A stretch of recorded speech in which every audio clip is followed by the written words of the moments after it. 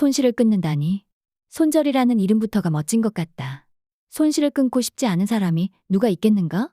그것도 영원히 그럴 수 있다면 얼마나 좋을까. 그러나 슬프게도 손절한다고 해서 반드시 손실이 안 나는 건 아니다. 오히려 손절로 더 많은 돈을 잃을 수도 있다. 게다가 미래에 올릴 수익도 놓칠 수 있다. 거래 수수료와 세금도 부담해야 한다. 이렇듯 손절이 수익을 단절시키는 행위가 될 수도 있다. 장기적으로 그리고 평균적으로 손절은 손해라는 게 입증됐다. 손절의 작동 원리. 손절은 일정한 가격 이하로 주가가 하락하면 자동으로 매도하는 기계적인 방법이다. 주식뿐만 아니라 채권, 상장지수 펀드 ETF, Exchange Traded Fund, 뮤추얼 펀드 등 금융시장에서 거래되는 상품은 손절이 가능하다. 사람들은 상가격보다 15%나 10%나 20% 하락할 때를 손절 기준으로 정한다. 특별한 이유가 있어서가 아니고 사람들이 그냥 0이나 5로 끝나는 숫자를 좋아해서 그렇다. 13.46%나 17.11%를 손절 기준으로 정할 수도 있지만 대부분 그렇게 하지는 않는다. 어쨌든 주가가 손절 기준에 도달했을 때 매도하면 80% 급락해서 겪게 되는 큰 손실을 피할 수 있다는 것이 손절을 옹호하는 사람들의 논리다.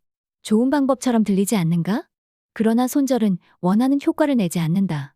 손절이 평균적으로 돈을 건질 수 있는 확실한 전략이라면 모든 투자 전문가들이 적극적으로 활용할 것이다. 그러나 그들 중 압도적 다수가 손절하지 않는다. 내가 아는 한 성공적으로 자금을 장기 운용하는 어떤 운용역도 손절하는 경우를 보지 못했다. 손절이 의미가 없는 이유는 현재와 미래의 주가가 연속적 상관관계, serially correlated,를 갖지 않기 때문이다. 지금의 주가 움직임을 보고 미래의 주가 움직임을 예측할 수 없다. 어제 일어난 일이 오늘이나 내일 일어날 일에 전혀 영향을 미치지 못한다. 사람들은 7%, 10%, 15%, 17.11% 이건 간에 일정 수준으로 하락한 주가가 계속 떨어질 것이라고 생각하기에 손절한다. 잘 생각해보자. 현재의 주가 움직임이 미래의 주가 움직임을 결정한다면 많이 오른 종목만 사면 된다. 그러나 본능적으로도 알겠지만 이러한 방식은 통하지 않는다. 많이 오른 종목이 가끔 계속 오르기도 하지만 반대로 하락할 때도 있다. 또는 횡보하기도 한다. 모두 주식이 그런 식으로 움직인다는 걸 안다. 그런데 왜 사람들은 주가가 하락할 때만 이 사실을 제대로 이해하지 못하는 것일까? 장세가 상승세냐 하락세냐 하는 기술적 분석과 시장 심리 및 분위기 변화에 따라 추격 매매하는 투자 전략을 모멘텀 투자, momentum investing라고 하는데 이를 신봉하는 사람들이 있다. 그들은 많은 주가 움직임을 예측할 수 있다고 믿는다. 그래서 오르는 주식을 사고 내리는 주식을 판다. 또 차트에서 패턴을 찾아내려고 한다. 하지만 모멘텀 투자는 평균적으로 다른 투자 전략보다 더 나은 성과를 내지 못한다. 오히려 대체로 더 부진한 편이다. 모멘텀 투자로 전설적인 성공을 거둔 투자자 5명의 이름을 대보라. 한 명이라도 있는가? 손절 기준이 도대체 무슨 의미가 있는가? 과거의 성과가 미래의 성과를 말해주지 않는다는 투자계의 정설에도 불구하고 여전히 손절을 원한다면 손절 기준을 어떻게 정할 것인지 따져보라. 기준을 그렇게 잡은 이유는 무엇인가? 단지 20이라는 숫자가 좋아서 20%를 손절 기준으로 잡았다고 치자.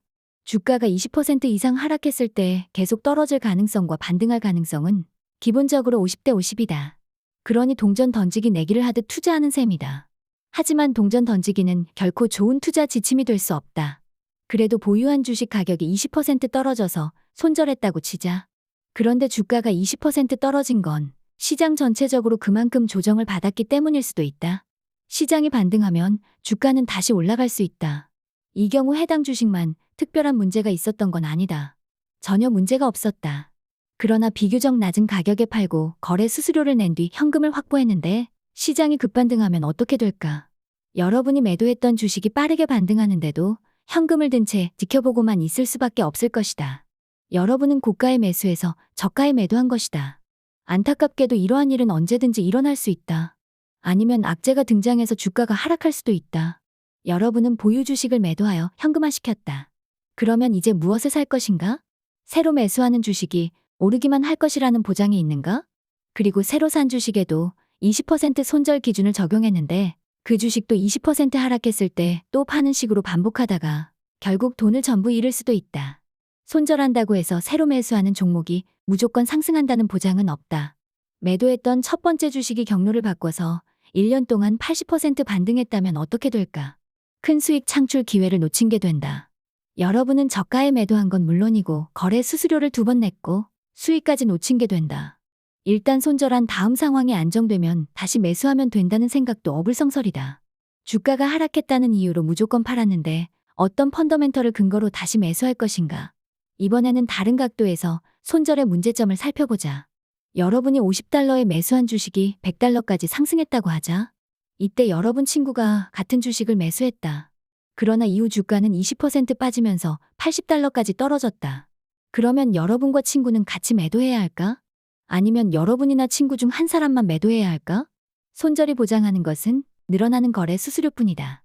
증권사들이 손절의 필요성을 열심히 홍보하는 것도 분명 수수료를 더 많이 벌 수 있어서다. 손절이 더 나은 전략이라는 증거는 어디에서도 찾아볼 수 없다. 어린아이들이 집착하는 담요처럼 불안한 투자자들을 달래는 값비싼 심리요법에 불과하다. 담요는 실질적으로 어떤 해도 끼치지 않지만 손절은 조금씩 계좌를 축낸다. 그러니 손절 전략을 쓰고 싶다면 다시 생각하라.